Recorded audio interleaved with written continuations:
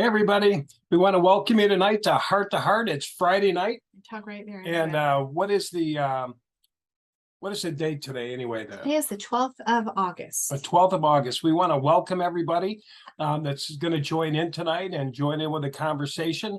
But we have a conversation for you. It's called In the Midst of Chaos, Who Are We? Who am I? What am I? And most importantly, I think a good question to ask is, what am I becoming? Because, these times can drive you into some crazy stuff, we're dealing with changing politics every day, world, calamity, a lot of different things are happening in the world. And a lot of people are coping different ways. And that's what we wanted to talk about tonight, was how people are coping. How are people coping with all this madness that's going on all the time, all around them all the time? And it seems like it's getting worse. And so anyway, that was kind of the question we wanted to put out there tonight, because that's what Heart to Heart does. We try to share perspectives without coming to really any conclusions. We don't really want to come to any conclusions for anybody, because we want to leave it open so that people can reflect on it and reflect on the things that we share. And everybody's important. Everybody's perspective is important. It doesn't matter what it is. So anyway. Yeah, because where you come from and where you've been raised and what you've been taught for you, that's what you come to believe. But I would bet you that the audience tonight, Dan, is not really quite sure where they stand on these things, because we've all been told that we've got to get ready for the end and the end and the end, and Armageddon, this and that and the other thing. And it brings up a lot of time when you hear these, I don't know, crazy things going on. You think of, the rumors of wars and earthquakes and shortages and this kind of thing. And then when we actually maybe start seeing some of that come about, we're going to be thinking that, oh my gosh, they were right, at least be tempted to. But, for me, Dan, I just say to myself this. There have been the prophet in my church is the Worldwide Church of God, as some of you guys know. Our cat decided to join us. So if you see some black thing go across, it's our cat. But in the Worldwide Church of God, we focused on that so much. It was everything. As I know, ex-Jehovah's Witnesses, same thing. So Worldwide Church of God, ex-JW, or the JWs, all taught us to fear this end. And we lived for it. And so now we're hearing these things, just like we were taught, right? And it just makes us, I don't know, I think maybe a little bit on edge, put it that way. But this is what I want to say about it.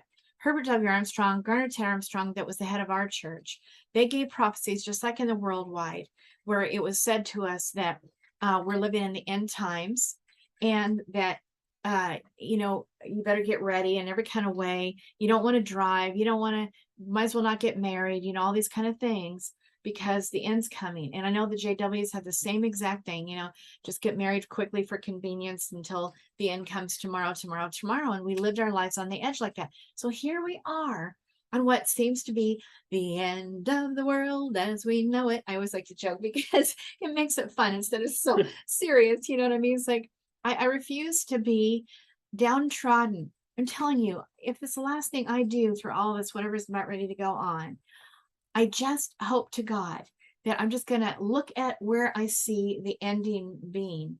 And at least in my mind, I've got to focus on what that's going to look like. I come to believe that once this is all said and done, we're going to live in a much better world, right, and than we are living in right now. And I truly believe that. Some people, I know some of you don't believe that. You don't know what's going to happen. There's a mixture of beliefs here tonight. Dan, what do you have to say about this? Yeah, I think that's what's most interesting. When you come out of a religion that's been, like for me, it was 40 years in the Jehovah's Witnesses. And, I have been thinking seriously about the world ending since 1975.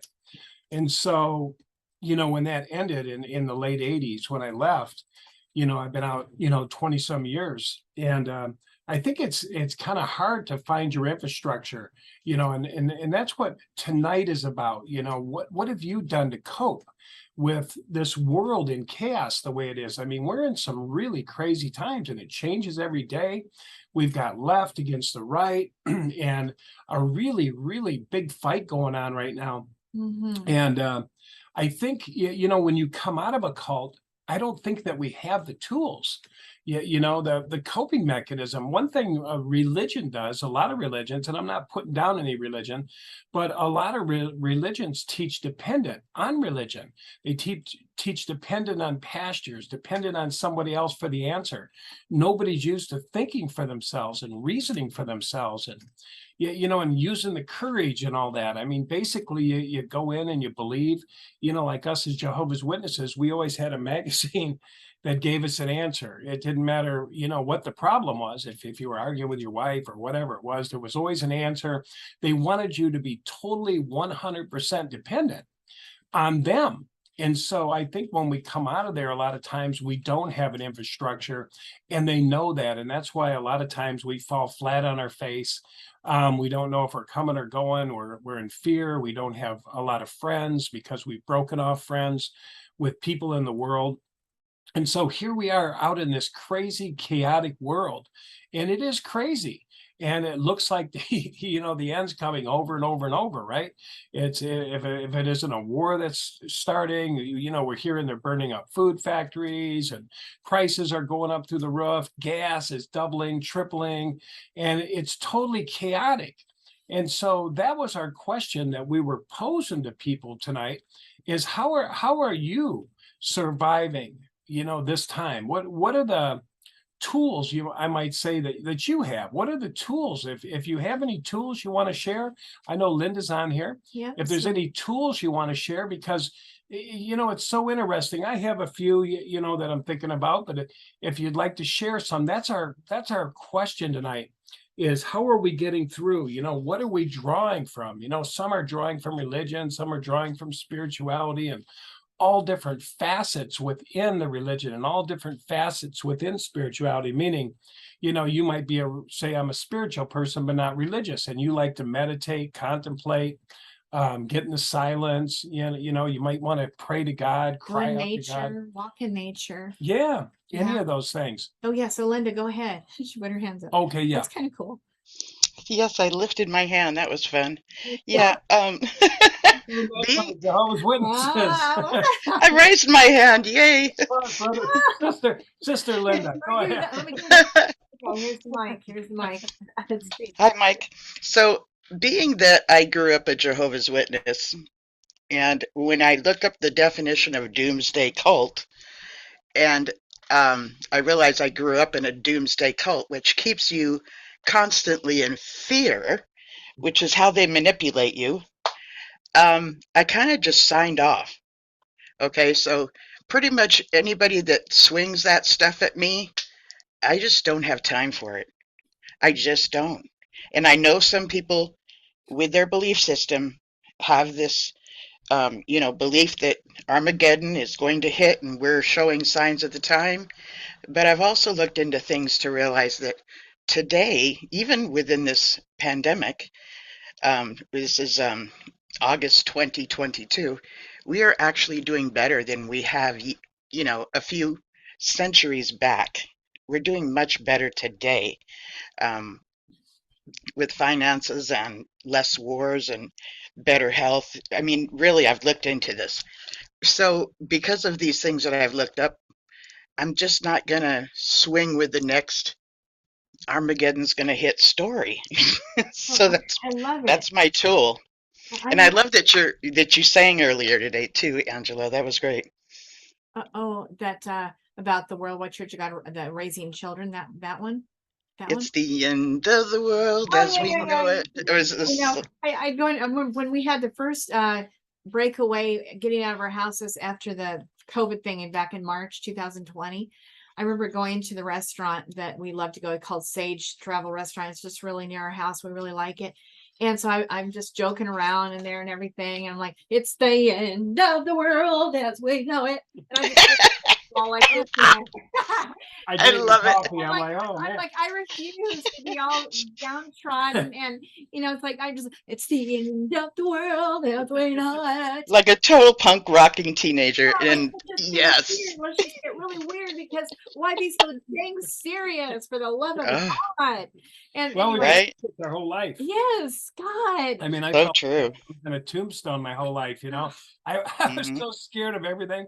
When I came out of there, I thought there was a demon on every corner, and there Oh was yeah, yeah, Jehovah yeah. looking over my I'm shoulder so every done second. with I mean, I it. literally was like this, you know, everywhere I went because I was so afraid of God, you I know. know, but you know what? You get things like the threat today or yesterday, was it about they're gonna hire, what is it, 73,000 IRS agents to, especially get in there and bug everybody who's um $17,000 or less or something, like, I don't know, whatever it is, and just like go after those small people. So people that say on the books that they made 17,000 are the ones who have their own businesses, because Mm. and that's just how it looks like on the books. It's not really quite exactly that bad. It's just that it looks like that on the book. So they're going after the business owner. I realize they just want to make everybody into a slave that they can control, and the small business will go away if they do that. So I'm like, okay, so I can think about that and worry about it and fret about it, but if I do that, I am not living. I'm not enjoying my today. Yes. I'm not Yes. enjoying my moment. I'm not filled with faith or joy or any such thing. I'm not thinking positive, good thoughts. I'm not flowing with, God life energy to help with anybody. Um, my gifts can't flow. I can't create very well. I mean, so many things cannot go on when I'm focused in that department. And I'm like, I'm just not going to do it. I am just not going to do it. It says, in fact, let's just use the scriptures. It said we're not supposed to focus on tomorrow, I'm sorry, the problems of tomorrow, because you have enough for today. It's what it We says in sure God. do. And so And why and worry about, and you don't even know that it's really going to come. And, hmm besides God takes care of the birds and all these things that he cares for, how much more does he care for us? So why am I going to go there? I mean, I'm sorry, but I'm just not going to do what I was taught in the Worldwide Church of God. And I don't suppose you guys want to go down there doing the things you were taught either. And besides, the things we've been told by the church have not come true. Like Garner Ted Armstrong, Herbert W. Armstrong, and the leaders in my church, they said that the end's going to come, and that 1975, I think it was going to be the end of it all. And then it didn't happen. Same with you guys. I think it was about the same date that we, yes, and we were both it didn't 75ers. happen. And Dan, what does the scripture say about listening to a prophet who Anyone falsely that false prophesies? prophesies and it doesn't come true, do not fear these Do ones. not fear these ones. That's the thing. Do not fear them. We Yes. don't have to be afraid of those elders or that governing body or somebody showing up at our house and questioning us. I mean, they No, really don't have that power over us. We no, don't have to let them have that power over us no, we anymore. We, don't. that's the thing. You guys both mentioned fear. Fear shuts off the thinking brain. And that's why they're promoting fear endlessly, crazy amounts of fear. And I think, I hate to say it, but religion promotes fear, politics promotes fear, and Yes, nobody can think. But everybody says, give us the answer, give us the answer. They go to the government. What's the answer? Is Trump coming back? I'm just saying, I'm just throwing that out. A lot of sure, people's hope is sure. in that. And, or what's pastor say? What's the governing body say? What's going on now? And we're not used to being, we're not used to thinking, we're not used to, you know what I mean? We've got fear. When fear runs rampant, we stop thinking. And what's interesting, Well, Hmm. it almost puts a glitch in our thinking abilities. Like if somebody can get us at a place of like that, we don't think clearly. We actually like it's almost as though our neurons are glitching out and we're not connecting thoughts. So it's hard for us to remember statements. It affects our memory and we just start stumbling on our words. And what happens is if the next person comes in and says, go this way, we are more easily hurtled to that direction. If somebody just wears an apron and looks like they might be somebody that might know something, if a fire alarm goes off at a store and some 16-year-old kid is wearing an apron and says, okay, everybody, let's go this way, we're going to follow him and we're going to trust him because he's a person of authority. So when people of authority can do that to us, that's usually for the purpose of corralling us and leading us into the area where they want us to be. Yeah, isn't it funny how we first we get in our religions, we get free from it. And now we're seeing how the government's running a lot like what we grew up in our churches. How odd is it? And then Dan and I have been in so many different kinds of churches. And it really, honestly, it's just kind of the same old thing. And they want you to fear not being pleasing to the group, to the leadership, and what will happen to you if you don't comply. Oh, you will be out Can you of hear it. him now? Hey, Stephanie. Hey, Yeah, we can Stephanie. hear you great. Hi, Oh, Stephanie. hi. Sorry. Hello. Don Lewis. Yes. Stephanie? Yep. We're trying to figure this thing out. So All right. Well, I you was did just good. asking Brian how to. We see your name, I'm Stephanie. glad you're here. Let Here we me go. ask you, Thank you. Angela. Yeah, go ahead. I know for myself, I spent many years thinking of my past and thinking of my future, but not really staying in the moment. I was always fearing the future and having kind of regrets of the past, or like, you know, condemning myself of things I did, or whatever. But it was very hard for me to stay in today and this moment. And these are the only things I have control of. Yeah. Is this something that's difficult for you as well? Oh, definitely. And I feel like, I take 3 steps forward, a step back, and then 1 step forward, 3 steps back. And then, it's this dance that I'm doing, but I'm starting to get where, just for asking for the ability to realize that I'm not my thoughts, that even my emotions then come from my thoughts. So then my body has reactions and all this. Maybe I'll even go into a little bit of trauma once in a blue moon or something, but that is not me. And some people, they prayed for it, but they have the ability to see the thought before they even speak it. And oddly, I think a lot of people who are in cults, somehow that wisdom piece, it's lost. And I feel like Dan got it back. I'm still asking God to give me that ability to think. If I had the ability to think what I'm about ready to say, or what I'm thinking, if I could see that ahead of time, I would realize, I think, that I'm not my thoughts. But because I think my thoughts are so much a part, it's me, that thought is me, then I struggle to just be okay. Well, anyway, I struggle to realize that I'm not my thought. But the more I feel like I'm beginning to see that I'm not my thought, because even today I was like, okay, you know what? This feeling I'm having in my body, it's coming from how I was thinking, but I'm not even aware really what I was thinking. But obviously, but it's like, oh, wait a minute, but I'm not that thought. I'm not. I'm separate from that thought. It doesn't have really control over me. And so what if my body feels out of kilter because of it, and it doesn't feel good in my body right now? So what? It has no power over me. That's not who I am. And I just let it go. And the more I think we just have good moments like that, and the more often we have those thoughts like that, I think the better and better we're going to do. But we so much identify with our thoughts, and the guilt that comes with when our thoughts are not what we think they ought to be. You know what I Oh, mean? We feel yes, guilt yes. about it. That sounds like you may have been triggered by something and you're not sure exactly what it is yet. And I find that when that happens with me, like it used to take me 3 days to figure out what triggered me. Now it usually comes to me within 20 minutes. Oh, this No, happened. I know. That happened. It Yeah. reminds me of, well, I used to stand next to it. If I stood next to a white man in a suit, I was totally anxious, totally Oh, anxiety, like wow. freaking out anxiety. And I thought, what the hell is wrong with me? Was it a Well, Jehovah's Witness? Yeah. What if Gordy did something bad to you? Do you remember?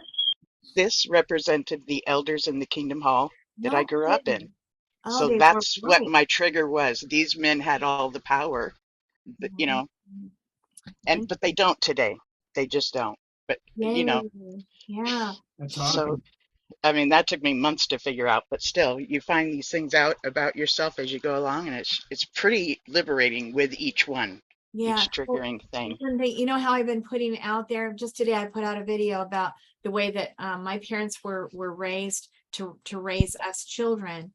And we didn't know that they were taught all of that. So I talked about the corruption and the deep details about all of the way that I was raised, me and my siblings, and just the corruption of it all. And and talking about the way that I was raised. And then this guilt comes on me about my mom, when she listens to this, she's going to be so mad. And, I'm just going to be displeasing to her. And I'm like, oh, that's the stuff I have to keep letting go of. I just have to keep letting go of that, saying, no, I let go of this thought. I am not bad. I am not, just because I have a different way of seeing it now, and just because I see it differently, and just because I feel that it was wrong, and I feel that it was even disgusting, and I feel that it was corrupt, and I feel that it was damaging. And so what? My opinion. And the fact that other people won't believe that, or think I'm crazy, think I made it up, whatever they think, is not my business. But it's really hard to let go of some of those things. Anyway. You're entitled to actually have a different belief system than the one you were raised with or the one you had last week. That's part of freedom of religion. That's part of Article 18. So we can read that a little bit later, but that's part of freedom of religion, to get to change your belief system. So it's a human right. So yes, I'm afraid of what my mom's going to think too, but it's a human right. I think it's a tool too, because the other thing, it takes humility to change a viewpoint. And when you come out like we're doing on here, and you throw out this perspective, whether it be left or right or in the middle or whatever, you're kind of vulnerable, and you could be wrong. I know I've been wrong over and over, and I've had to change. But the willingness to change, the humility to change directions, the humility to say, I got it wrong, and that's okay. I figured this. I've been wrong for 40 years. And the Jehovah's Witnesses, I was pushing watchtowers and awakes. And there came a time where I woke up. And you know what? What's interesting about right and wrong?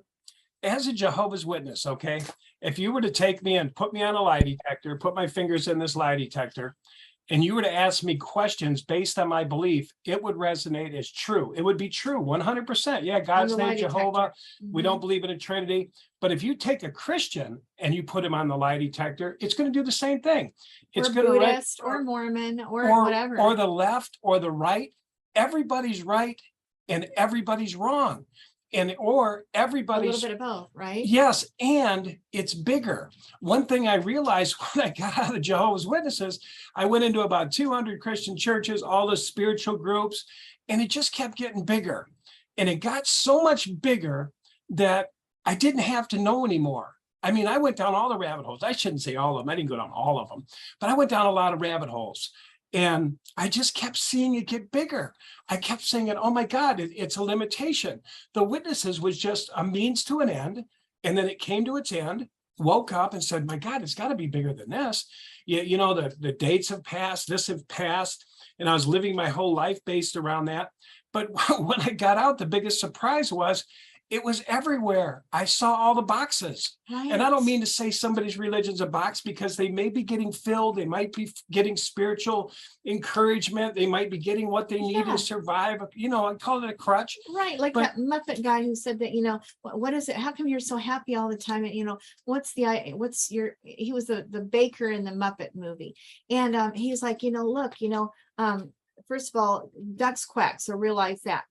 Peoples do what peoples do.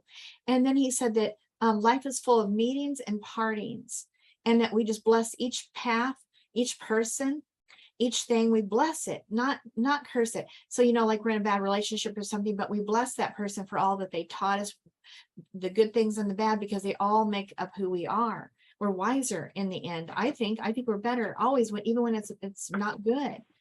We're better for it. And so if we use the tool, use what we can and turn it for good, like turning lemons into lemonade, right? So, but you know what I feel like? I feel like that religion is in government and politics and all of it.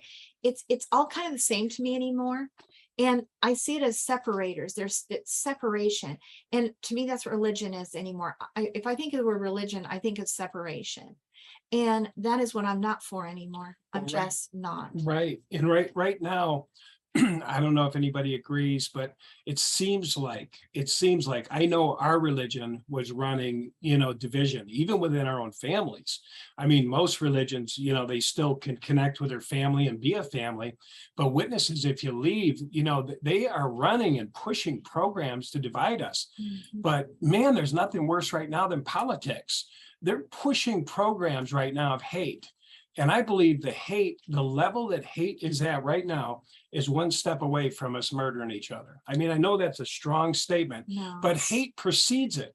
And the buildup is getting crazy if we're in the midst of it, if we're watching it, if we're paying attention. But you can just watch the fires start on each side and, hate that left. Look at, the CNN or Fox News or whatever it is you like to watch. But they're running programs of hate right now. And Stephanie, did you want to say something? And Carrie Kay, you can say anything you want to. I think that's you in the picture. Yeah, Ron's Hi here. there. Good to see you. So Hey, Stephanie, you want to say something? You're popping up on the screen right now. Oh, yeah, no, I'm Same just staying there, staying available, listening. You've got some great points. And no, I see what you're saying about politics myself. I hadn't ever looked at politics. Growing up in the Jehovah's Witness, we were apolitical. We didn't salute the flag. These governments were going to be destroyed anyways. I saw zero need to look into politics. But the closer I get to the political world, the more of a mirror image I see of the Watchtower organization to the world political scene. And it's quite astonishing. I've done a lot of in-depth research. I know, Angela, you and I've talked several times on the phone about different things that I've discovered. Yeah, boy. And now I see religion and politics being one and the same, not a separate entity, but Yeah. yet one. Yeah, that's weird, huh? It's trying to really look like that to me too. They all mean to separate, divide us. And I think we're all getting sick of it. I think it's going to drive us all to say, I'm sorry, but I just don't even care anymore. Like, you meet a really nice person somewhere and you just love these people to death and you just have the best time with them. And then you find out they're Hindu and it's like, wow, that person's more godly and more loving and more kind and more generous and more service oriented and more giving than any Christian I've ever met. And you know what? I just don't care anymore. I love you anyway. I love you with all my heart. And I truly believe love is louder, and love can de-escalate a lot of bullying Yeah. and hostility. Yes. And it's very easy to take it personal, but if you can just kind of be like, what's going on with you, as though you care because you might care, that sometimes works, sometimes it doesn't. But I truly believe love is louder. And when you think about it, the definition of apostate is one who changes their religious or political viewpoint to either nothing or another viewpoint in politics or religion. So see how close. Right, you made a very good point earlier too about that, if I can interrupt, about how that's directly connected to the UN human rights. I forget which article you said. Article 18. 18. Thank you. Article 18 is freedom of religion. Yes. Right. One of our basic human rights is to change our thought or belief. Oh, yeah. I like how you said that, Stephanie. Yet that was never introduced. That was never an option within the organization. Yet they go to court on a regular basis demanding their freedom of religion. But do they give it to us? Not a chance. They make it our parents' responsibility to recruit us, and they do this whole the ends justifies the means, and they'll drag us by the hair through the Great Tribulation and then Armageddon if that's what it takes. Yeah. That's love, to them. I got and a it's question very for abusive. Linda. You mentioned that you sign off. You said when somebody starts talking, because here's a problem. It doesn't matter. It seems like who you talk to today, it's like an explosion. If you share a perspective on the left or the right or whatever, even religion, it's so many people are divided right now. I mean, divided to a point of hatred. My father-in-law doesn't talk to us anymore. We have separation in our family, all because of politics or perceived perspectives that they think we have. So my question to you, Linda, because you mentioned that you're able to sign off. So my thought is this. In the process of you shutting off when somebody comes to engage you, with a political perspective or trying to get you into the, whatever side, how do you do that? Are you able to maintain peace, or do you care, or is it your intention to somehow do that in a peaceful way? I'm just curious. You said you signed off. I sign out of that mentality because I grew up in it. So it's based in fear, which makes us easily, hurdled or directed in the manner of whoever's doing the fear to us. So I try not to stay in that. But another thing is it ends up being very us and them, and us being the good guys and them being the bad guys. And if I'm talking to somebody on the other, on the other end of the aisle, either I'm the enemy or they're the good guy. I don't want to play that game, What do you do? What do you do when they say, because I'm watching a lot of stuff happen now. Everybody knows Trump Tower got raided, and everyone's like, pull your head out of your ass. You better get involved. You better go vote. You better. And how would you handle something like that? If somebody said, well, you're burying your head in the sand, or, what would you do? I mean, you probably wouldn't care, but I'm just saying, is there any way that you could dismantle that? Because what's happening is it's getting fiery. Everybody wants us to join in the fight. I think we're being pulled into a fight, Yes. and a self-destructive fight, a country that could destroy itself from within. And So what's going on? I'm sorry to interrupt, but what's going on above us while we're fighting each other? Whatever it is, they don't want us to see it because they have us fighting each other. Yes, Linda. Yeah, yes, well, it's a greater plan for evil. It's the paradise that Jehovah's Witnesses preach. It's New World Order. It's all one and the same. Wasn't it a trip to find out that the New Order is like some really awful thing? Now that we left the org, it's weird how similar it is. Right. I've heard people say that. Look at how similar the witnesses are to this New World Order, and everyone else has to die but them. That's how we preached. Genocide to anybody who didn't believe like us. I remember leaving people's doors saying, "You're dead." I'm going to get this house. This house looks really nice. I mean, I wasn't imagining that this family was going to die. You know what I mean? But right now, I didn't have that mentality because I grew up in Nevada. There just wasn't really any good property. Just never heard this terminology. You're in some high-end I've properties. heard so many gated communities. I've heard so many witnesses say that. Let me get back to what you were asking earlier. Yeah. I can understand Angela saying she's just like at this point of I just don't care. And it would be very easy for us to be at the point of not even bothering to vote. And I can understand people having that mentality. But let me just say this. There's this thing called suffrage. And it took about 100 years, starting in 1820 to 1920, for people to have the right to vote besides the white men that were the only ones who could vote, landowners, okay? Landowners, right. Because women actually got put in jail, got kicked out of their homes, lost their children, and did a lot of things so that I today have the right to vote. And because I grew up in a religion that told me I could not, when you don't vote, you're considered having no voice. No opinion. Having no voice according to the government. So I will go down and vote, even if it feels dreary, because of what my, I want to say ancestors, previous women have done to make sure I can vote. Do you remember that movie? The whole line in the whole movie was that, well, it was Richard Pryor, and he was given like a lot of money that he was going to inherit, so long as that he'd spent this smaller portion of it, every red cent of it within a certain time period. And so he chose to run for president, and his goal was that he wanted people to check mark off the box, none of the above. That was the whole campaign.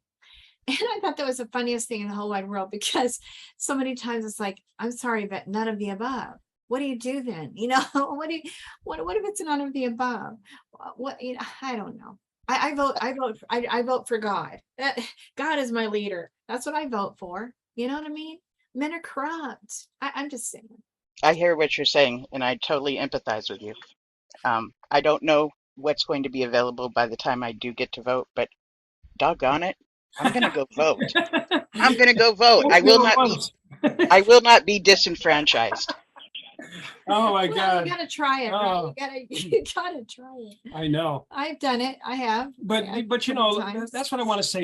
I just want to throw this out there to tell everybody there's no right or wrong answer. No. You know, we don't care. I've been wrong so much. I'm afraid to be right.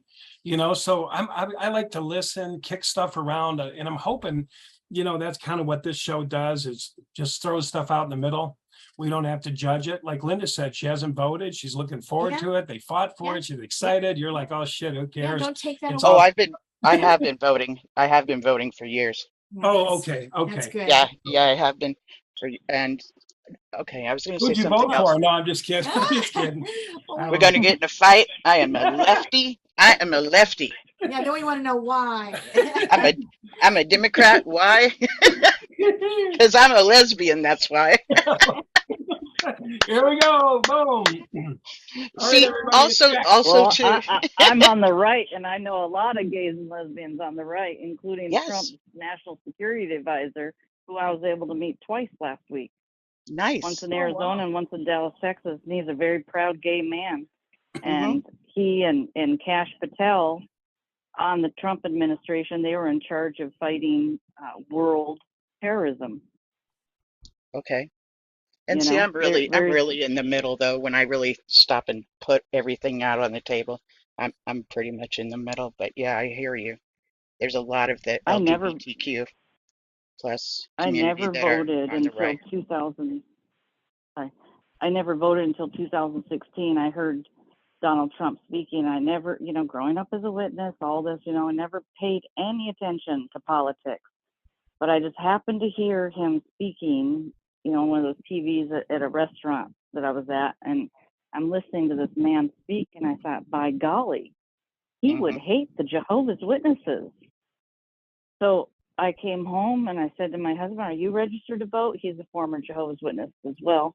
No. I said, well, you're going to go register to vote, because we're going to vote for this man because he doesn't like people like the Jehovah's Witnesses. Yeah. Oh my God. And that's how we got involved with politics. And as Dan and Angela, you know, they're good friends of mine. They know I'm very active in the political realm now. I go to Good for you. all kinds of like CPAC. I don't know if you know what CPAC is. I just was at that this past week as a guest media, you know, so What does that was CPAC really stand for amazing. again? You could It's Jeff. what does CPAC stand for? Conservative political something, but it's the largest conservative convention of its kind in the world. So, you know, they had world leaders from all over that came in and spoke, not just in the United States. Wow. Was that Because you? this is a global. Was that you? Yes, that's Stephanie, me. that I saw snitching off the governing body in front of CPAC, talking about Yeah. Steve Blatt, little kids. I saw it. Yeah. That was great. Yeah, that was actually at a Turning Point USA event. I You know, must so I see go this. to several. I went to I several must different see things, this. but yeah.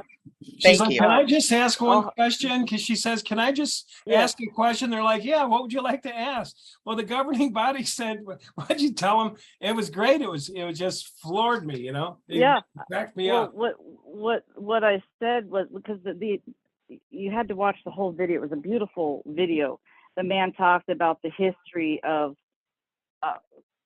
religion, not specifically specific religious ideas, but Christian religion, and how our founders, you had to be Christian in order to be, you know, a member of Congress or any of this stuff. And yeah, so that was interesting. So my question to them was, okay, But where and how do you differentiate from the good religions and the quote unquote bad religions coming in and manipulating our laws for the benefit? Putin has this saying that he said, if minorities prefer Sharia law, then we want them to go to those places where Sharia law is law. We will not have minorities dictate our laws. And Jehovah's Witnesses are a minority. Now, I looked into the history of the flag salute. Dan Angeli wrote that book, on Amazon, that goes into the history of the flag salute, and I tied into the issue of the child abuse within Watchtower, right? Because the original court case for the flag salute was tried in Washington State. And the little boy was taken away from his Jehovah's Witness parents because he refused to salute the flag in school. Now, this little boy was taken away, taken into custody by our secular systems, and the parents did not lift a finger to gain their rights back as parents. They just let him go into the world. Now, that's abusive. And that ties into my own personal experience with Watchtower, because at the age of 15, my brother was raped by a man in our congregation. He was expected to forgive him. And because my brother was unable to find that forgiveness in his heart that's so godly, right? My brother chose to run away from home. And my parents did not report him missing. Yeah. Ever. And he spent 30 years on the streets as a drug dealer, a prostitute, you name it. He did everything he had to do to survive, including eating out of garbage cans. So the issue of the flag salute really attacks my heartstrings. Earlier we were talking about those emotions. I think, Linda, you were talking about how if you see a man in a suit, it would really just get you going. It's a trigger. Yeah, I call that a trigger. And yes, it the definitely American heightens flag, my emotions. Yes. yes, and the American flag and the lack of patriotism is a trigger to me, because I love this country. I love the freedom that we're supposed to have. And I also see now, as an adult, a free adult, away from the cult, the ability to give allegiance and say that those words of brotherhood and love to my fellow American.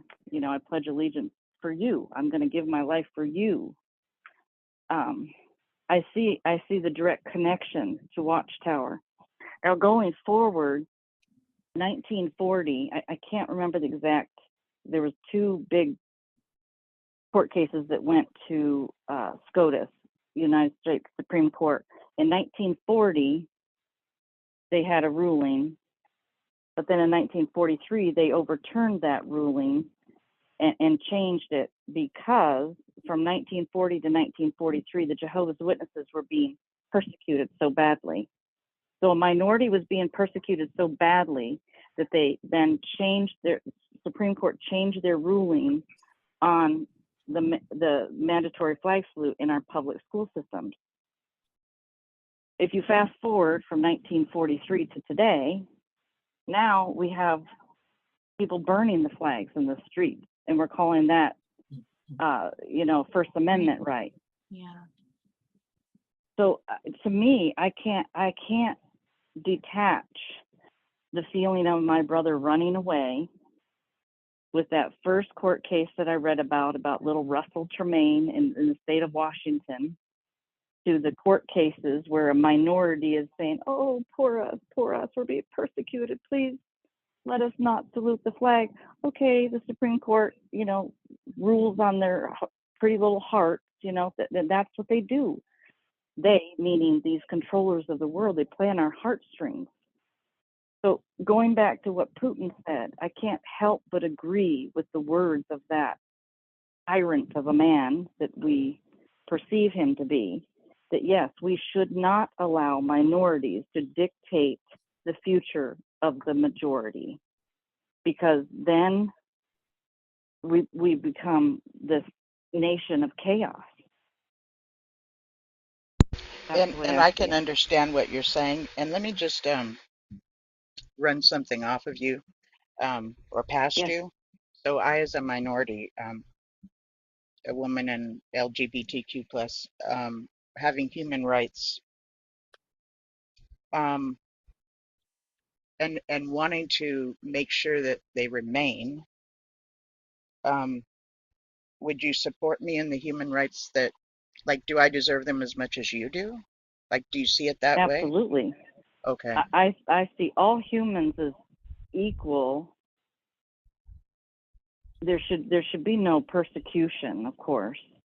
And I yes, of course I support you. And I think you'd be quite surprised if you were to listen a little bit more closely to the right side, and to hear that welcoming echo that I have, of those that just want purity. Now, you as a member of the LGBTQ community, may I ask, do you agree with our children being taught critical race theory, which includes, the pronouns, and let's even stretch it even further, okay? It's not just them understanding that sometimes girls love girls and boys love boys. They are now teaching our children, and even taking them, for instance, I live in Texas, they had an awareness program for the children where they took the kids to one of these drag shows, You okay? mean somebody at the Now, school campus took took school children to a drag show? I don't know the exact, I can't recall everything right off the top of my head. I do know they're Okay. having drag queens come in for story time and that sort of thing. At the I don't schools. remember yes, ma'am. Wow. Okay. But so, would you take a child to an adult strip club where the girls are, typical what you imagine a strip club to be? No. Why? Because it's I'm Right, exactly. You yeah, don't you no. don't even have to The answer say would be that's a no. dumb question. No. Yeah, that would be No. no. So see, you, even as a member of that community, can see the error of the ways in which we are starting to go because of minorities. My belief is we all need to come back to the center. We need the far left and the far right to just kind of Yeah. drop off, The far and left we and all the need to far come right back in the middle. are very Amen. extreme and actually very cult-like. Dangerous. So, yes, Yes, the extreme very portions. dangerous. So Yes. the right that I found myself in, like, I'm very close and upfront with the Kerry Lake campaign in the state of Arizona for governor. Being up close to them, I've heard her campaign workers talking about Agenda 2030, the United Nations Agenda 2030. Are you familiar with that is? No. Okay, well, we should all familiarize ourselves with what that is, and the importance of the UN, and understanding what their plan is to understand that is the, in the pyramid, that's the top of the pyramid of this global New World Order scheme, the Zionist scheme for one world government and totalitarianism, which includes killing off 90% of us. And they've written it, not me. I'm not a conspiracy theorist. You can go look it up, just like I did. No, Their New World Order is not just shifting power. It's a total annihilation of everyone that doesn't agree with, quote unquote, Jehovah. Imagine your little paradise. There was very few people in those pictures of paradise, because most people were gone. They want to keep the population world population at 500 million or less. How many people are on the earth today? Sounds like the Jehovah's Witnesses morphed into United Nations. Well, Just I'd saying. like to say this along with what Stephanie's saying, is that it sounds like most religions, honestly.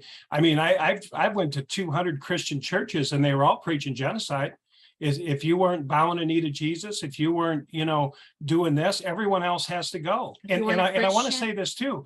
That is not what our country was founded on. Our country was No. founded on "In God We Trust." In Christian And you could worship principles. as you will. You could worship as a Buddhist. You could work, but that's not okay in Christianity. That's not okay in Jehovah's Witnesses. That's not okay in anything else. Jesus is coming to kill. And how can we love our enemies? How can we love those? We used to say it in the witnesses all the time. We used to go door to door and say, yeah, we love them. That's why we're going door to door. No, we were going door to door to get our time so that we could get our butts in heaven. So, here's a question I just want to throw out for you guys to think about, or to maybe reflect Get our on. butts in paradise Who anyway. who are we? Who are we without our program? Who are we without our religious badge? Who are we, that's saying, I'm a Christian, or I'm a Jehovah's Witness, or I'm or I'm a Buddhist, or I'm a whatever. Who are we without the program? You know what we are to me? We're all the same. If we could get rid of the program, we could actually truly love one another. But it's the program that says they got to go. They're different than me. I mean, the reason I'm a little bit touched by it is because when I got out of the Jehovah's Witnesses, the biggest surprise for me was that I was going to have another family with Angela's mother and her sisters. She had a bunch of sisters and brothers. There was no room for Dan. Why? Why isn't there room for me? Because you don't keep the holy days. You don't keep what the hell is she talking about? That's what I said to her mother. What the hell is she talking about? You eat seafood. You do this. You eat unclean food. You wear leather gloves, pig gloves. And I was like, are you shitting me? I don't have your family because of that. And then her dad was a Seventh-day Adventist, and you're taking my daughter away, and shame on you. And when we had some problems early on, both sides tried to destroy my family. And what I loved, me and Dan.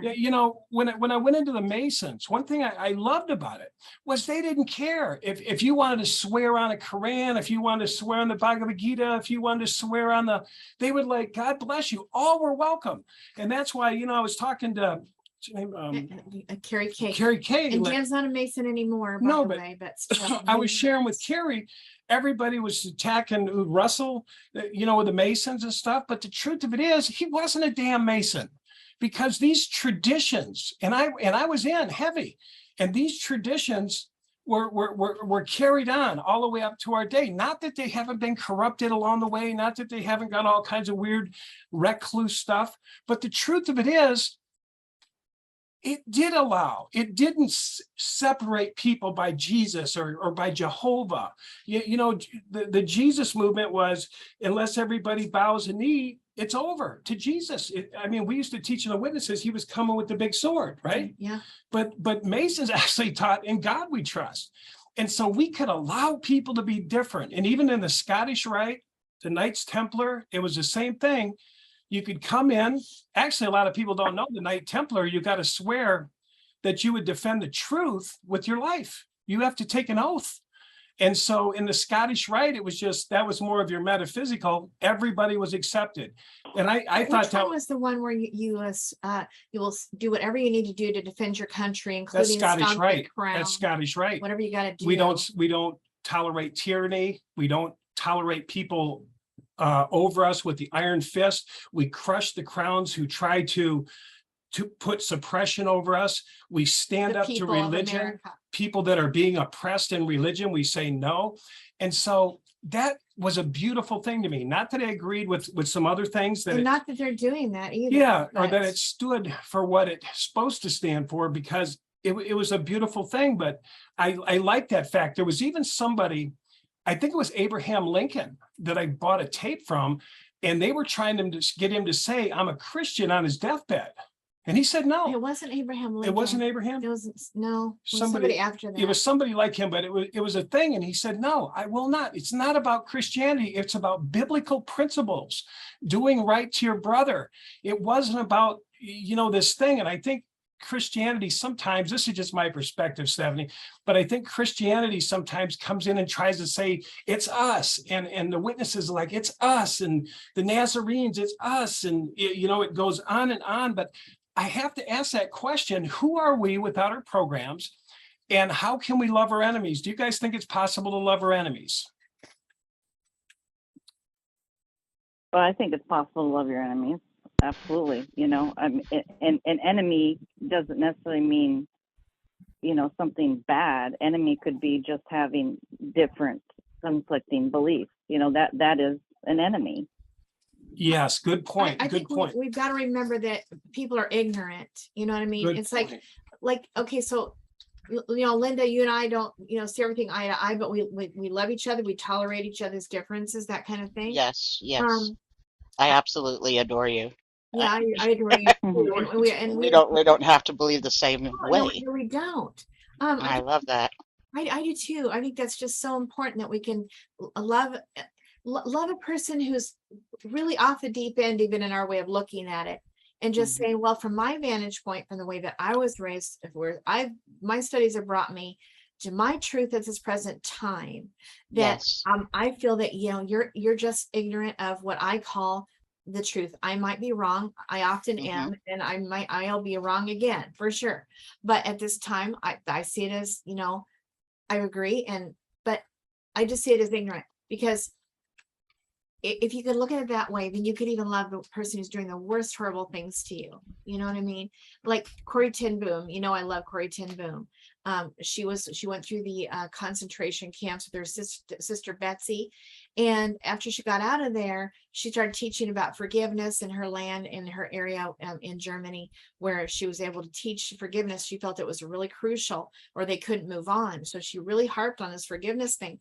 And so she didn't always give that particular talk. She gave other ones too. But one day she was giving that talk, and her very torturer came up to her and said, I'm going to call him Herr Schmidt. Okay. Herr Schmidt comes up, and he's saying, Corrie, can you forgive even me? And Wow. she was a little taken aback by that. And she had to, I believe what happened was she said, just one moment, Herr Schmidt. That's not his name. Okay. I'm saying what it's something. Yeah. No, it's along the line. It's German. And so she goes to the bathroom, prays to God, comes back full of God's love, and says, I forgive you, Herr Schmidt. And they hugged and held each other. And I'm sure he got in trouble for war crimes. I have no doubt of it. But he saw the love of God in her that day. It's like, God, could you forgive even me? And by being forgiven by Corrie ten Boom, it was as if being forgiven by God. And I'm sure it meant the world to him. If she could forgive him, God could forgive him. And I say, I don't care what you did, mister. You were ignorant. You made a mistake. You're ignorant. And not that you don't have to go to prison for that. I say you do. But can I forgive you? Yes. Can God forgive you? Yes. You were ignorant. You got caught into whatever brainwashing by Hitler, and you messed up, dude. You were afraid to death for your family to be killed if you didn't obey, whatever. But we have to look at it that way. And if we could do that, we could say, that person's ignorant. They think they're lashing me because they're doing God a favor.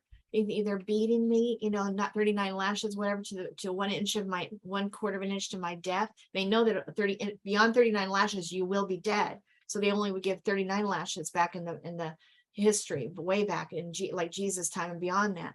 And so, yes, we can. I say we can forgive our enemies. I say we must look at everyone with innocence, like a compassion, like, I understand you're doing the best you can. And you know what? I don't agree. I think that's ignorant.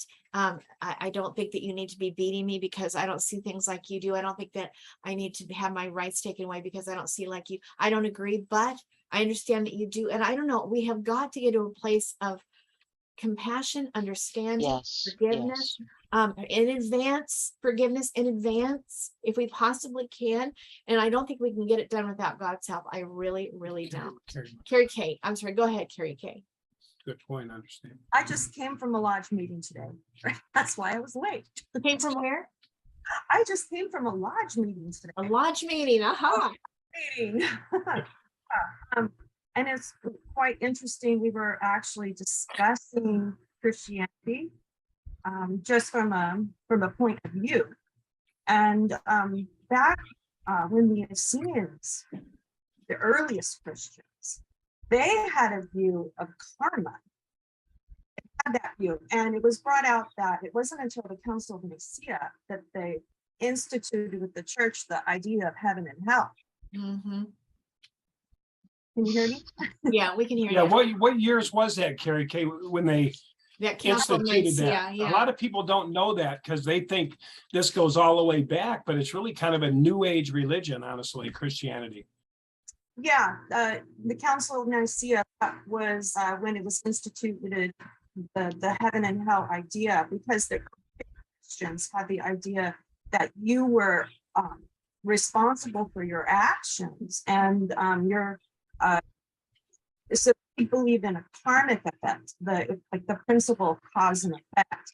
If you have that principle of cause and effect, like for example, you may do something really bad to your neighbor, your friend, or a person, but yet you go and you ask forgiveness, you pray, but yet what you've done to that person, they're still going to suffer.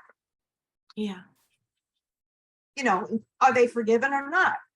They don't take into the account the karmic consequences that you impose on a person. And so when this aspect of Christianity changed, you now are, you look to the Pope or to the priest to guide you. Or we had the leaders in our other previous religion telling us what to do and how to act, and you're supposed to be this way or that way. But yet, if you were on a karmic level, you know, okay, if I do this, then I'm going to have to pay for it at some point, because it's going to come back to me in a negative or a positive way.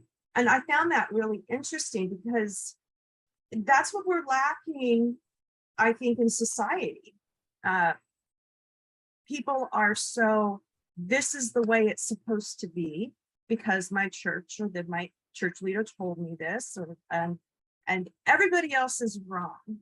But yet that doesn't leave room for other people's beliefs, Hindu, Muslim, Jew, different types of Christianity, New Age, and it has a lack of tolerance.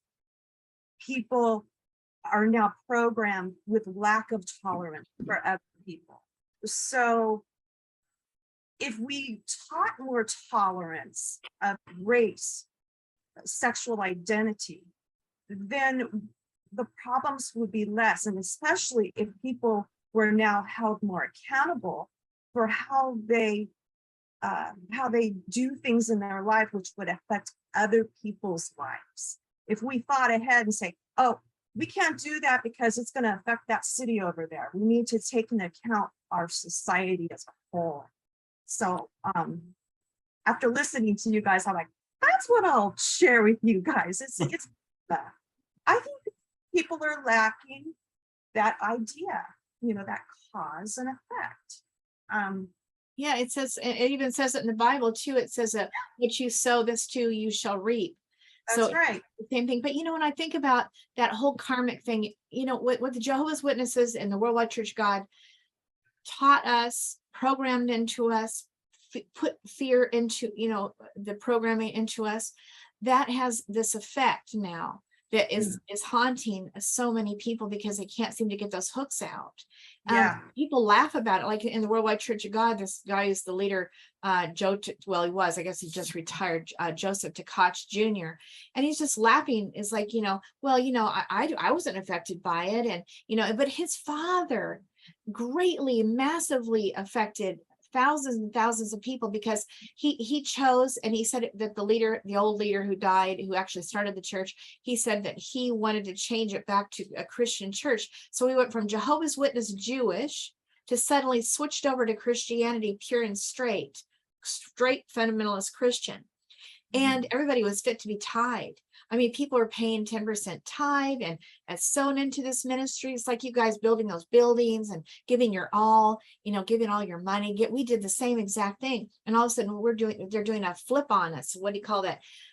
Anyway, just a flip, like we're starting a whole new church because we've realized, wait, made a mistake, and they take no responsibility.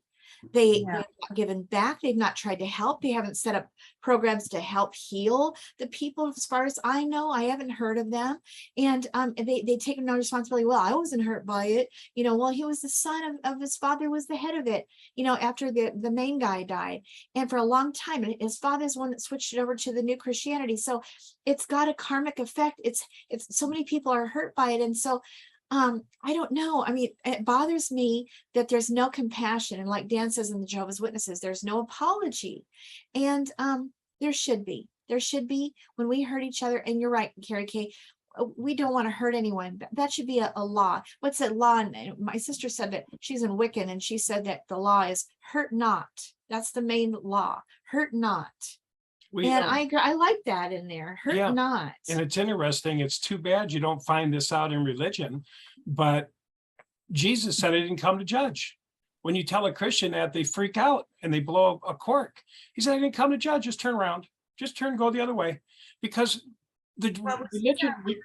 religion teaches sin is the end thing. We're all sinning. We're all bad. That's my cat. Go to whatever. And the thing about it is, I think what Carrie's trying to say is that karma is now. The law is now. Meaning, if I do wrong, if I run a stop sign, then I know. if I run a stop sign, then she's stubborn. You can't pick her up. Then I get a ticket. If I lie to somebody, my consciousness beats me, right? They say the all-seeing eye is within ourselves. We can't escape the all-seeing eye within ourselves. We're our own worst critics. So we don't escape our missing the mark nature. I'm going to say that because I don't like the word sin, because it has all sorts of things. The church is tied to it. But I'm so glad I'm out of that idea. That's why I try my best to do right, to talk right, to be straight, to do good to others, the golden rule, because I know the consequences already. I've lived long enough to know that life works better when you do it this way. And that's God's way, or that's the biblical way, or however you want to say it, where those things came out of. And so anyway, do you want to say something, Carrie? I was going to add to that. There was a really, really wise lady that was in our group talking, and she said to me, every church is holy. Every place of worship is holy, because that is the person's interpretation of their idea of God. Good point. Yes. And you have to, and that is their personal connection to the cosmos, or to whatever idea of their concept of God. So who are we to judge? Right. That's right. Good point. I agree. Do you know what the Bhagavad Gita says? There's one line in there. I read the whole thing one day, and there was one line that stuck out to me. And it says, I, God, hold all worship in the palm of my hand. Isn't that cool? I hold all worship in the palm of my hand. Worship. How do you worship? Well, I hit my head on a wailing wall. I surrender in the church, the Christian church. I'm a Buddhist, I'm a whatever. But I love that idea. I love that thought. I think I read the book just to get that one idea, that all worship I hold in the palm of my hand. I just love that. But anyway, that one kind of set me free. But what's an interesting question? Could you imagine if God asked us, at some point, I don't know that God's going to ask us anything, but could you imagine if he said, what kind of God were you? How'd you turn out? Us personally? Yeah. If he said, well, what kind of God were you? Jesus said, well, ye are gods. He says, I want to know. Ye are gods, yes. What kind of could you imagine though, what kind of God is Dan? Is he a judge? Is he a harsh judge? Is he saying what kind of person am I? If we represent God, then in a way did you represent? Yeah, how did you represent me? Let's see, how did you do in playing God? I mean, you know what I'm saying? If Yeah. God did us and through the Holy Spirit anyway, then we're representing God. That it should be that we're completely surrendered and He's working And through us. and I always say, So how like, do we play it? who are we without the programs? Without all the religiosity, all the politics? Who are we? What are we? That was the question I wanted to come in with. Who are you without all the programs? Who wouldn't we all just get along wonderfully if we weren't a program of our religion? I'm not saying all religions are bad, you know, they teach love and things. I'm just saying, man, when I come out of the witnesses, I had so many veils, so much confusion, so much judgment, so much, and I saw it over and over. I'm telling you, it was reinvented over and over every church I went into. I couldn't really speak what I wanted. If I said something like that, well, it said, ye are gods, or did God know it was going to fall? They would kick me out of the church. They literally would. They'd write me a letter and say, Mr. Clark, we don't ask those questions in our church. We don't discuss that. That sounds like a Mormon. That sounds like an atheist. Or I said, well, I'm reading actually the Bible. Or if I said, like, these things and greater you would do, they would say, why are you saying that? And I'd say, well, those aren't my words. Those are Jesus's words. These things You're and the greater. light of the world. Or as I'm in union with the Father and He's in union with me. I pray that you come in union with God. Their eyes would start batting and they're like, you know, why don't you just sit down and take an instruction and listen to Pastor? God has put him over us to shepherd us. I know. But So you said, who are you? So who are you yes, if you were a God? So what you should ask yourself is, who am I? Oh, know thyself, Know thyself. and you will know the gods. Know thyself. That's an interesting comment. Yes. Because if you go within and you get to know yourself, then you will know the gods. You will know God if you get to know yourself. That's and I thought that's a brilliant way of looking at it, because that's exactly how Jesus taught us. That's what his point was. He wanted you to go within. He said the kingdom was within. Yes, the kingdom of God is know. within you, and it's So where you're going to learn this, you need to get silent and you need to go within, and then you're going to know. see, and that's getting out of the program. And see, this Exactly. is stuff they teach in the Bible. Like somebody said one day, are you a Christian? I said, yeah, and more. And he said, well, what do you mean and more? I said, well, Jesus said, go inside and close the door. What was he talking about? I don't know. You know, he said, when the eye becomes single and the whole body becomes bright. What was he talking about? See, they don't want to talk about any of that stuff. I said, well, I just share perspectives based on other things. As I'm in union with the Father and He's in union with me, that you would come into union with us, the Godhead. Oh my God, don't say Godhead. Don't say Godhead. You cannot come into the Godhead. Well, how are we going to do these things in greater? How could I do these in greater if I wasn't God? You say Jesus is God. Well, you know, if I can do these things in greater, what would that make? Oh, don't you go there.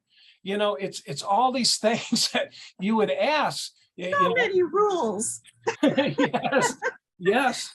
And so that's a cool thing to think about, though. If we didn't have programs, you know what I think we would be, aside from what you just said, knowing thyself, is pure awareness. Pure awareness. We could actually love one another without the programs. Yeah. Yeah, you know, and like Angela said, she made a good point. You could love people if you had enough understanding to know that everybody else is a program. Go ahead, Stephanie. Oh, no, I'm just listening. Okay. Oh, honestly, sorry. But you know, right now. if we- I do have a thought though. Yep. Yeah, sure. I'll talk. You know, all roads lead to Rome, and Rome, you know, is the great controller. But I also believe, going back to what you were saying earlier, Angela, about, you know, the Worldwide Church of God, you were basically Jehovah's Witnesses and Jewish at the same time. Well, let's go back to the founder of Jehovah's Witnesses, Russell. What was he famous for? For preaching to the Jews, right? Yeah. Yes. And I know the Worldwide Church of God, it was very closely connected, just like the Mormons, the Scientologists, all these cults are closely connected Oh, to yeah. each other. Yeah, he studied under the Jehovah's And- Witnesses and everything. The leader. Right. Because they all have one bigger plan for humanity. And so we must control people and their different thought waves. But why create all these different thought waves of belief? For confusion, just like the Yes. Tower of Babel. Yes, and guide. living in the time of the modern Tower of Babel. Yeah, We're all so confused. Linda and I are trying to have a discussion earlier over what, human rights I might not think she has, because, she views herself as a minority, which, she is a minority, but so am I very much in my own ways. We are all each uniquely a minority of our own, and that's the God self within. So if we can somehow connect and find the reason and of love within to embrace each other, we will move past that Tower of Babel and find different ways to communicate. Our languages have been reconstructed for us. Even going back into the cult thing, there was Schofield that changed the Bible. It was all part of that cult movement that you and I grew up in, differently but the same. And they changed the Bible to add dispensationalism into the scriptures, which took away the redemption of the soul through Christ's death to now you have to have acts of, that's why we went door to door and kept trying to do more and more to be slaves to the church, to the ideologies, to be sucked further in. Even the And Catholics had to do penance and do all these kind of right. things. Mm-hmm. Right, but none of us can understand each other, so it's one beautiful thing, I love about your podcast is that you do find that common denominator for all of us. We've got to in this. We have got to. If we don't, we're going to end up killing each other. And Right. I don't know how it's going to get done. Well, like they say, seek to understand. And when you really say to yourself, I was lost in a program or matrix, or however you want to say it, or lost in consciousness, or lost in a limitation. But when I say, wow, I was lost for 40 years, right? And I pop out of that, and then I enter another one, which I did enter a lot of them. And I thought, this is it, because I was looking for the next, having all the answers. And I backed out of it. I put it in reverse and I backed out of it. I was in a lot of New Age stuff. I got a lot of healing from New Age. I was in a lot of spiritual, Paramahansa Yogananda, Christian mysticism, lots and lots of things. Buddhism, yeah. And Miracles, I enjoyed them all. And what happened, the beautiful thing was the picture got so big. And then when I met people, there wasn't like judgment other than like a barometer that they're just in a program. They're just in a program. And once I had understanding that I was in a program, how can I judge them for being in a program? Now I call it a program, they call it the truth. Yeah, when I met Angela's mother, we have the truth. It's Messianic Christianity. You don't eat this food, you don't do this, you don't do that. It's so funny. I grew up in this church, the World Church of God, and right near us was this church. We called it the Spider Church because it was built very uniquely with these spider legs, and then this inner sanctuary, I guess you would say, with this kind of like almost like a big, huge tent that was all concreted with these legs that look like a big spider. We call it a spider church. But it was a church that we were absolutely forbidden to go anywhere near. And then some guy I worked with actually went there. I'm like, oh my God, you go to the spider church? Oh my God. And I went there. So years later, I meet Dan and he takes me there. And I'm like, we're going to go in the spider church, Dan? Oh my God. That church? And so tell me this wasn't a date. So and that was in my neighborhood, literally, but it was like the most pagan of all pagan churches, right? So I go in there and I can't even believe I'm actually going in this building. And I remember just sat down and this wonderful music is playing. The church hadn't started yet. And the music, the lighting, everything, and I could just feel this love of God in there. And I had felt God's love so powerfully in my life before, and I absolutely knew that this was God. And I remember saying to God, what are you doing in a place like this, Lord? Spider Church. And I got the answer back right away, because I'll go wherever I am welcome. And I'm like, wow, Lord. And so come to find out, everybody that goes to that church, they're splintered from, there's some ex-Jehovah's Witnesses in there, there's ex-Mormons in there, there's ex-Christian, this kind of Christian and that kind of Christian and every kind of a damaged Recovery, person who are recovery. recovering from religion goes to this place, and then they find out these wonderful things about themselves, how that they're a unique, aspect of God, that He has a special plan for your life, and that I mean, and the most wonderful music where you can heal, and everybody accepts everybody else, and I just couldn't even believe that God would go there. Well, here's the funny part. Years later, Greg Braden came there to that facility, and also Wayne Dyer came there. And anyways, Hawkins. my mom and my mom, she actually said she went there with my dad one time. They went there to that church to listen to who knows what. And my mom listened to, I think, what did she go there to listen to Greg Braden with us? Yeah. And so it's like, Louise hello, Hayes. hello, mom. We're all afraid of all this stuff. We're so afraid of these horrible people. They're so demonic and following the devil, and then they actually go into this church. I thought my hand was going to burn off when I went in there. he did. I went to grab the This door, time. and the lady goes, "Open the door, Dan." I'm like, ah. Oh, yeah. I thought God was going to burn my hand off Because because that was the lurking place of Yeah, demons. right. That's Babylon the Right. Great. Same in my religion too. But isn't it funny? Hey, can you guys hear me okay? Yeah, we can Oh, hear you, yeah. Ron. Go ahead. It's me, Ron. Can you hear me Yeah, we now? can hear you, Yeah, Ron. we can hear you, just Ron. fine. Oh, yeah. Good to have you. I had a lot of trouble with my microphone. I couldn't get it to work. So, No, it's but you can okay. hear me okay, right? Yep, Yeah, perfectly. we can. I love the show. Dan, you had mentioned earlier some of the things that Jesus had said, and he had said that anyone who wants to save their life in this old world would lose it, and anyone who would lose their life in this old world would save it. And to me, that's getting rid of the programming. Our old life is our old programming. So Jesus came to teach us divine identity. And, we've talked on different occasions about this. And I think to know who we really are, we have to get in touch with our true divine identity, because there's one life that lives us all. And we have to recognize that life living in each of us. And we have to recognize that life living in each other and have reverence and respect for that. And then, so that's very important. But what happens with government, religion, society in general,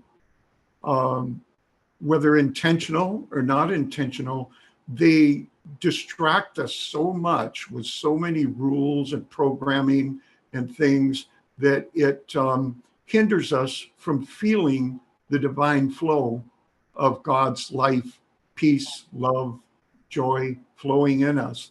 And we no longer can feel that, and we're so distracted. So, and much of it is intentional to keep us down, so we never can get in touch with our true divine identity and our true divine nature. So, we've talked on many occasions, and I'm kind of working on an educational thing to help people get in touch with who they really are, their true divine nature and identity. And you had mentioned that Jesus said, love our enemies and pray for those who persecute us. And what's so cool is the next thing that he said. He said, why do we love our enemies? Is it so they don't kill us? Is it so they'll like us? Even though they may change, they may see the love and they may change, because love is what brings light into the world. But he said, so that you may be sons and daughters or divine children of the Most High. So we do things because of who we are. We don't do it to get something. We don't do it to become something. And then also, when we feed energy into the world, then we become part of the world. So we have to separate ourselves from the world and take on our true divine nature and identity. And the last thing I want to mention is I've been rereading a book that was written in the late 1800s, early 1900s by Ralph Waldo Trine. I think I mentioned that to you, Dan. Yeah. Man, that book, sometimes I think that Ralph Waldo Trine is inspiring me from the spirit world to write the things that I write, because wow, it's just right on point. And I know you you shared a page in that with me, Dan, but Yeah, man, there's a PDF on he it. talks- It's free. There's a PDF. You can download it and read it. It's really cool. You know, yeah, and it's also the audio. They have audio. But man, oh man, I'm telling you, we must learn to take on our true divine nature and identity and see it in each other. And Can you say the and name of the book, please? yes, it's Ralph Waldo Trine, Trine. And I'm the sorry. name of the book, Okay, is that's the author. In Tune with the Infinite. In Tune with the Infinite.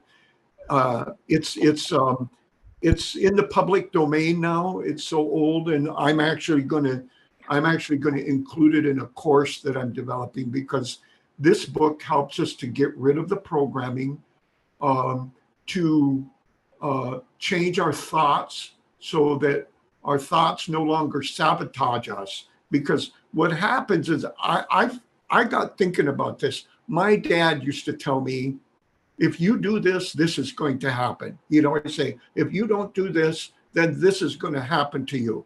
And I begin to believe that things were going to happen to me out of fear because of him telling me that.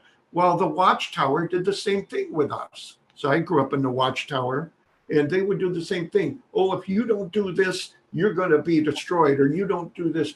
Pretty soon we take on a doomsday mentality where we're so negative, we start manifesting all kinds of problems in our life, our sickness. We start thinking, oh, I'm going to get sick because I sinned or I did something wrong. And pretty soon we get sick. I mean, I got cancer as a result of the and almost died because of it, because I felt so guilty all the time and felt so depressed all the time. And so now, taking on a new identity of a divine child of God and the oneness of the one life and the divine flow that flows in me all the time, I've gotten rid of a lot of that negativity. And yeah, Ralph Waldo Trine, you read him, and it's going to really help us get over the programming. I know it will help. So that's all I wanted to say. I forgot what I was gonna say. I was going to say, Ron, what was I going to say? We both did at the Both same forgot. time. I'll just say Well, if I thank you for can't sharing. interrupt for a You- second. I do that all the Ron. time. Yes. Ron, this is Stephanie and Brian. You helped me with my book cover. Oh, Stephanie, I thought that was you, Yeah, because when you it's started so nice talking to hear about you. the flag salute, I go, oh, that's Uh-huh. gotta be Stephanie. Oh, That's gotta be Stephanie. I Yeah, nice to was hear your just voice again. so overjoyed to meet you two. You two are like amazing, both of you. I love Oh, you thank guys you. so much. Yeah, Thank you you. and Brian Yeah, both. we I were love you meant to be guys. together. Yeah, we were meant to be together in this journey. That's for sure. Absolutely. Yeah, I For want to sure. say Yeah, something too about. nice to hear your voice again. Go ahead, Dan. Yeah, I just wanted to mention, Ron didn't say it, but, Ron survived stage 4 cancer. And we think, and Ron will tell you, that a lot of that was consciousness. I mean, I'm not saying everybody who gets sick has low consciousness, but this came out of a lot of worry. Ron was a Bethelite. He's been through hell on earth. And he used to teach in 2 different languages. And he had to unload all that. Ron had to walk away from all that and rebuild an infrastructure from zero. And then he reconnected. He went into a surrendered state when he had his cancer, and he completely, the temple was rebuilt on an infrastructure that was nonlinear, that was just a knowingness that he and the Father were one. And so he talks about that pretty regularly, about I am the Father, I'm in union with the Father, and it's in union with me. And it couldn't be any other way, because God is his breath. He didn't get here himself. Where is he going? Does he have a beginning and an end? And so Ron actually lives from that, and it's been great. So he finds little treasures like those books, and he shares them with people to try to help them, because until we break out of these programs, we're going to continue to do what we're doing. And I want to say this too. Carrie Kay mentioned earlier that God will reveal himself. God, or whatever you want to call it, spirit, the gods, they do. It will be revealed if we can move in this place. Ron said it again. Ron said the same thing again. Ron said, what did Ron say? He said that, it was the love your enemies and pray for those who persecute you. And he said it wasn't to get anything, but I like that. and then what did he say right Yeah, after? What did you say right after, Ron? Well, Jesus said actually right after, he said, so that you may be divine children of the Most High, or he said sons of the Most High, but the children I like because it's so inclusive, it includes us all. But you said that we're not going to be able to, we're not doing it for any reason. But that's a blessing from it. Yes. But see, Yeah, we don't do to get and we don't do to Right, become. We do this is everything because of who we are. yes. We love because of who we are. Yeah. They teach this in the mystery schools. They teach this in masonry. They teach this in the Yes. different esoteric traditions, but it's the truth. Jesus tried Yes. saying, it's the kingdom of God is within you. It's at hand. And so if we're Absolutely. willing to go there, if we're willing to die to self, which means death, resurrection, ascension, it means, it's so funny because here Jesus said we have to be crucified like he's crucified. What has to be crucified? Our lower nature, our misunderstanding, our whole books that have been published within our brains that know everything, the left brain doing its own thing. Until the two become one, the etheric, the not knowing, and the knowing, the yin and the yang, when the two become one, we're in the middle place. And the Christos, the lights come on. And this is promised. Ron just read it. Carrie Kay, Angela. So no, Dan, I hear the thing is Go what ahead. we were saying right there. Okay. It's Greek to some people. Oh, And we okay. have a wide audience here. Okay. And you're like Ron Lewis had I say, this is my opinion, had a download from God when he died, when he nearly died. Or maybe he did he pretty much did die. His old self died anyway, for sure. And he got a download.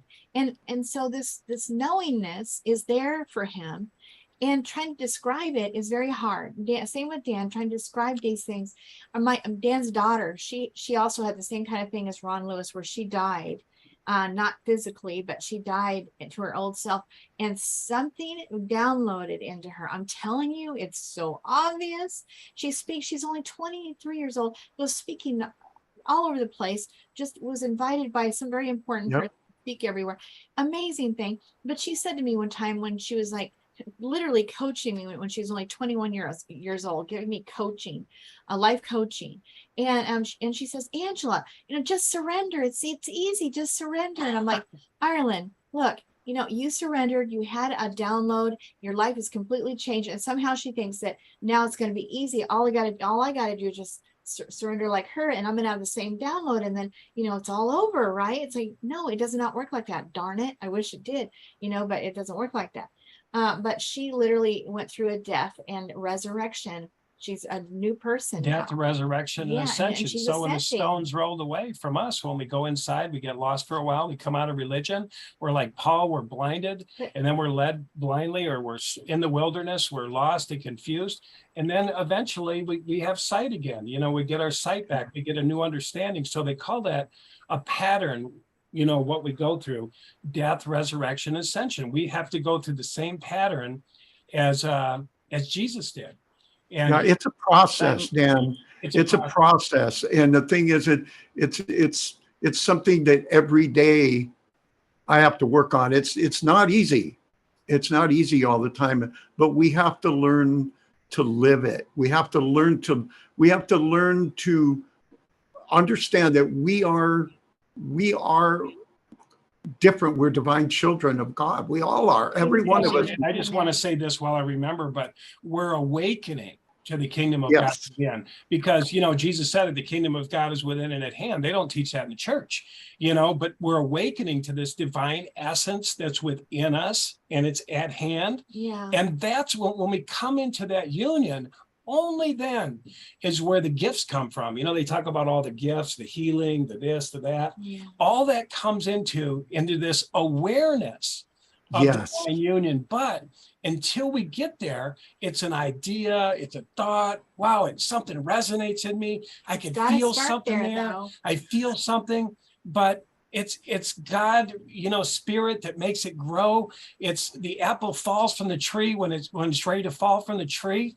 And so that's why we have to be patient with each other, because we're all living in the ego. We're all trying to step out of the ego in meditation, silence, Yes. contemplation. We're trying to get to that middle place. Carrie talked about the middle place where we're in between the right and the left brain. That's a big spiritual See, concept. that's the thing, Dan. It is, and that's why I was like, Dan, the audience who's going to listen to this is going to be from all around the world. They listen to it, and I always want to like try to unpackage things. When you talk about the right and left brain and being in the middle place, like, huh? It's like, it's a lot of some of us here know all about it. We totally get it, but we have to break it down each and every time. Otherwise, it's just gibberish to people. Well, everybody I talk to, and I work in a hardware store 2 days a week. I talk to people about divine identity. I talk to a lot of people, and believe me, they are getting it. They understand. Everybody is starting to understand that how important this is. So Yes. so it's really work. I would say the one thing that has helped me is when I move towards what Dan and Angela both are talking about, when we're moving towards consciousness, I look for validation. And you know what? I get validation from you and Angela, Dan. I'm getting validation from those on the podcast tonight. I'm getting validation by just hearing their response, and it validates that everything that I believe is absolutely right on mark. And you all are validating it for me right now.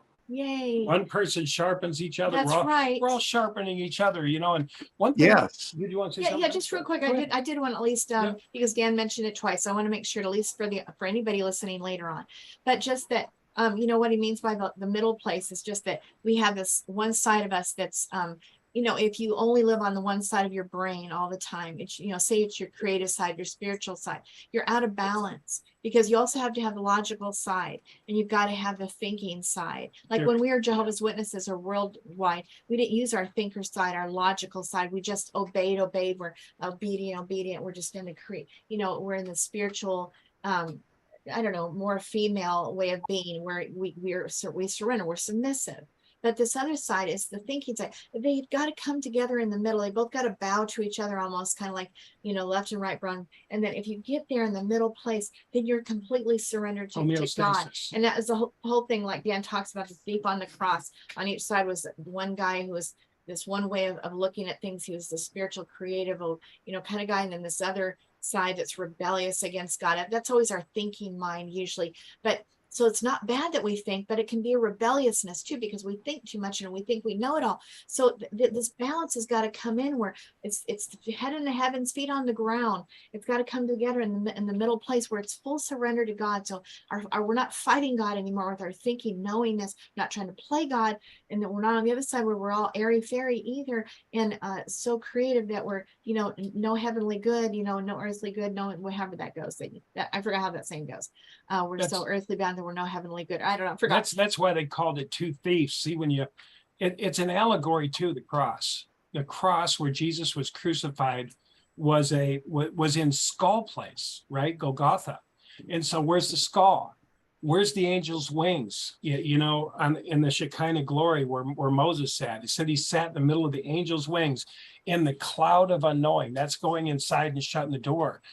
And so on the cross, it said there were two thieves. One was faced away and one was faced inward.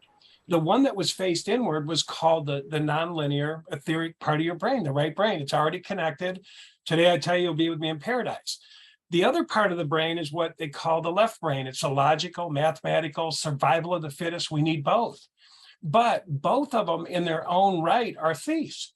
If your head's only in the heaven and all you're doing is meditating all day, then it's a thief. If your feet are only on the ground, you're a thief. So Jesus said, it's interesting, but it said when the two become one, the eye becomes single and the whole body becomes right, which is talking about the chakras and the pineal gland and different things.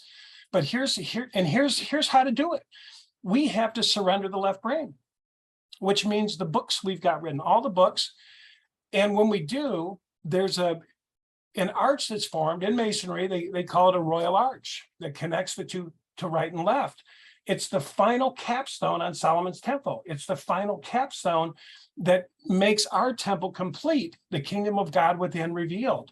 But a lot of times we don't want to surrender. The left brain wants to know it all. It wants to figure it all out. But until we get still, until we get silent, until we surrender, that part of the brain that's running and running and running and running to get all the answers, to know, until that's surrendered, it can never work together with the non-linear that's already activated.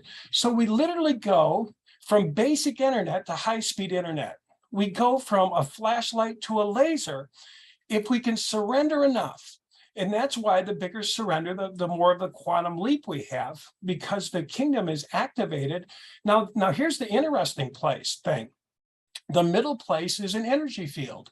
In the equilibrium of the two hemispheres of the brain, in the middle place, you hear all in spirituality, they talk about the middle place is what they call the Christos. Everyone says, why did Paul talk like he did? Why was he so emphatic? Why was he saying he's like Jesus? Where does he get this from? He got it from the Christos. It's mentioned over 80 times in his writings, the Christos. Does Christianity teach any of this? Does it teach about the middle place, the Christos, the energy? Look up Christos. It's a great word. It's downloads. too. And you get downloads, you get whole volumes dumped into you. If you can access, if you're willing to surrender the all-knowing left brain or part of it, or take a break from it, you'll be surprised what happened with God can do it in right? 1 second. In 1 second. I don't know. And here's how we get there a lot of times. Here's how we get to the middle place. Somebody dies in the family unexpectedly. We don't have the answers. The left brain don't have the answers. Why does Lucy have cancer? Why? What the hell happened? Why did my wife leave me? See the whole world out here, everything's crumbling. And so at a lot of times we're forced to turn inward. We're forced to go into the closet. We're forced to close the door. I don't know about all this shit I've been believing. I don't know about all this religious stuff. Gods don't seem like what they told me in church. I tithed and I'm having financial, I lost my job. And so the infrastructures outside of the kingdom of God within are always crumbling. And it's a beautiful thing because it forces us to get still. It forces us to say, what am I doing? It forces us to come out of denial. You know, one thing in religion, I was in hell and the Jehovah's Witnesses. And, when I had my confrontation with the elders, I came out of denial. When I came out of denial, I was like, God, is there anything else? Oh my God, don't ever ask that question if you don't want to be blown away, because it's so much bigger. And so it just gets bigger. But the beautiful thing is, once you come out, once you go through some of these things, once you die and raise up in awareness and get another understanding, and then it's still a limitation. I don't know, it's got to be bigger. And then boom, you come out again, come out of the tomb. The stones rolled away, you see clear, you go to another level of seeing. You Then can call eventually, it different chakras. You keep moving up the ladder. You can call it Jacob's ladder.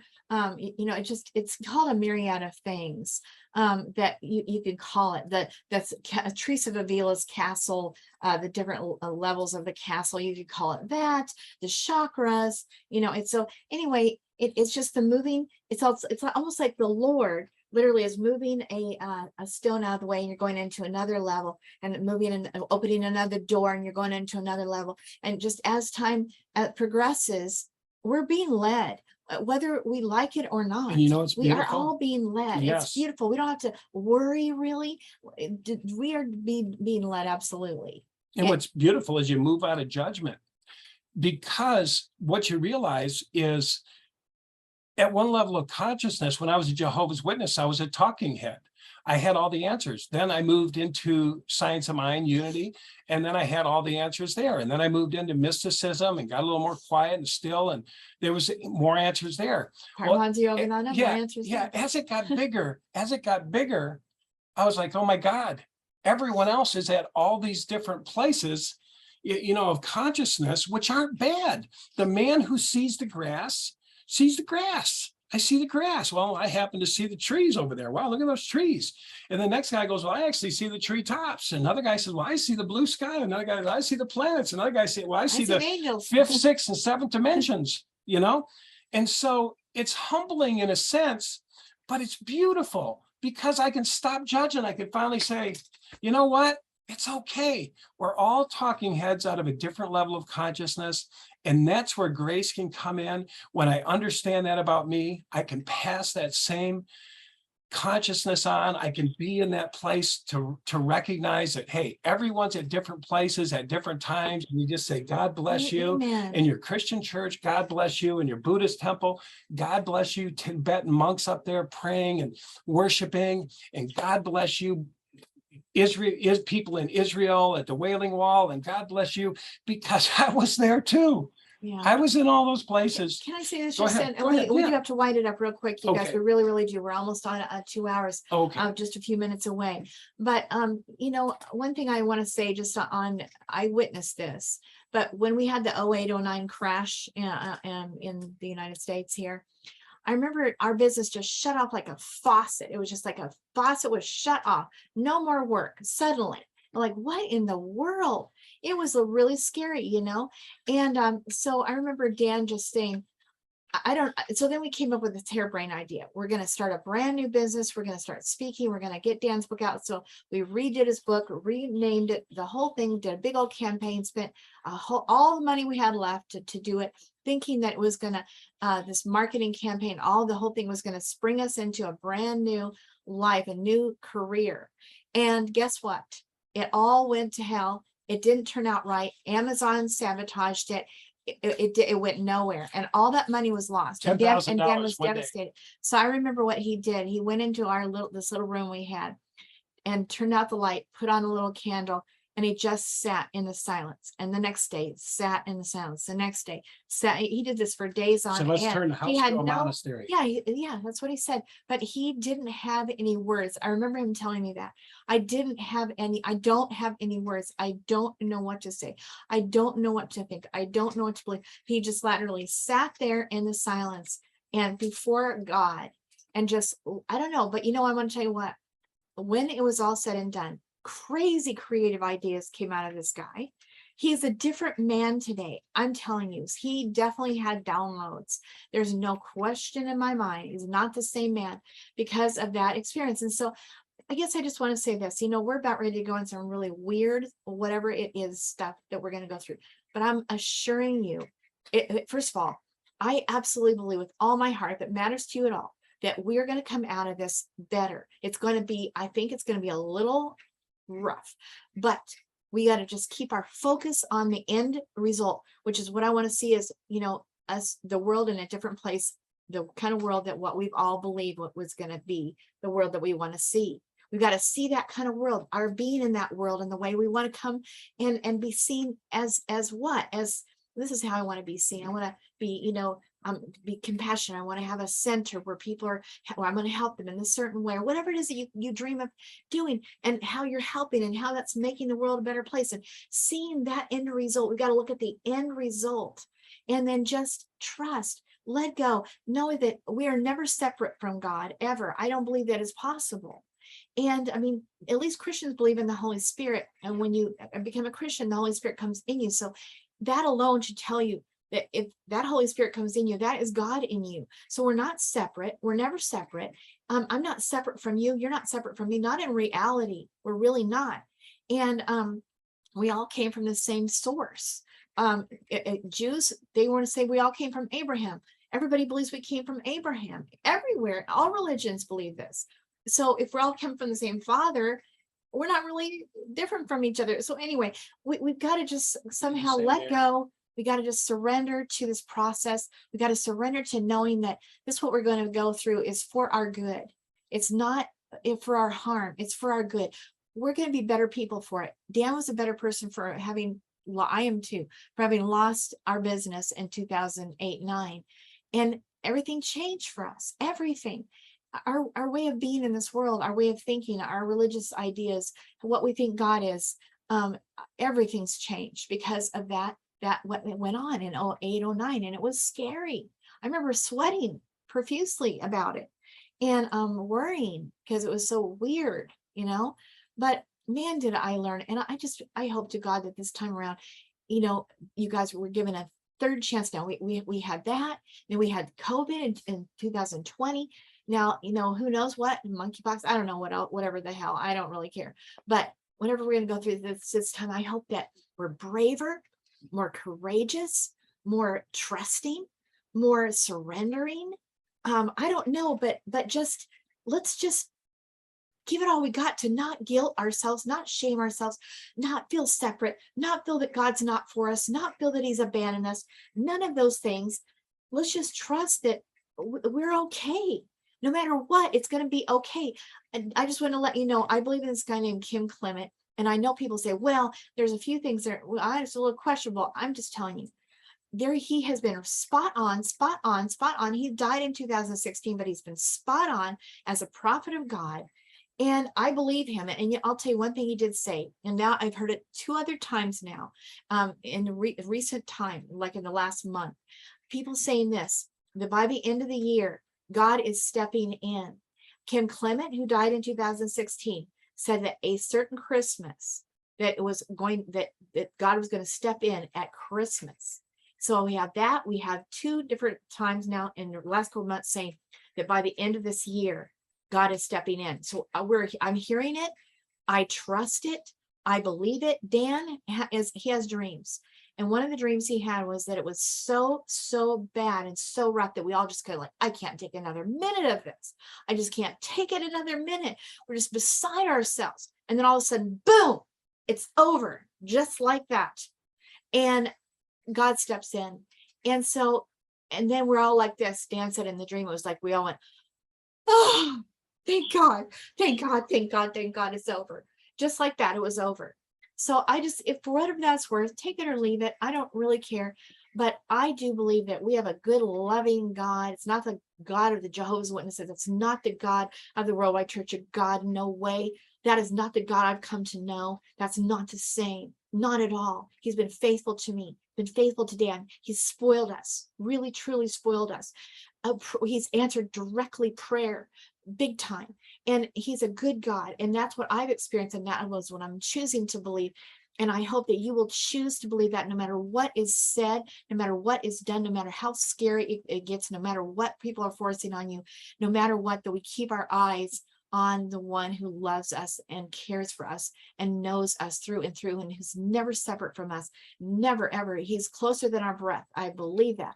So anyway, for whatever that's worth. Any final thoughts? You think? Good Yeah, point, go good ahead, point. Dan. Any Go ahead. final thoughts? Anybody want to share? I have some final thoughts if y'all don't mind. Okay. Yeah. Dan, going back to your moments of silence, and finding, your God strength within there.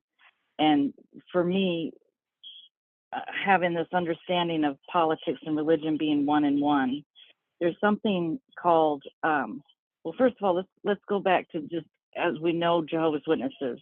We were so proud that they would give the same exact talk in every congregation around the entire world. They're written, by the governing body and delivered in unison, correct? Yep. Yes. So we all had one voice, one thought.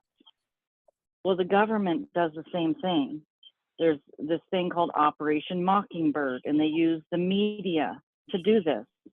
Now, if we start to understand the connection between religion and politics and their want for a plan for one world control, less people at the top, more people at the bottom, one world government through the United Nations, why wouldn't they use something like Operation Mockingbird even on a global level, just like Watchtower was doing? So maybe turn our TVs off, use our critical thinking. If we are going to be watching the news, think, why would they want us to be in fear? Just like the Watchtower or the Worldwide Church of God, these cults and religions that want to control. Why do they want to control us, and for what purpose? Is it for my good or is it for my bad? Turn it off and listen to the inner self, the God that we have within. Amen, Stephanie. Yeah. And I want to say one thing, Stephanie, too. The silence that we go into, we don't stay in the closet. You know, when we come out of the closet, we have inspiration, you know, like Ron talks about, you know, I'm God living me, you know, and you know, we have courage, you know, we come out of that closet Amen. with courage and ideas, and we might be called to stand up or say something. I stood up in a place what was that place we went to a play, and I stood up and told them to quit policing.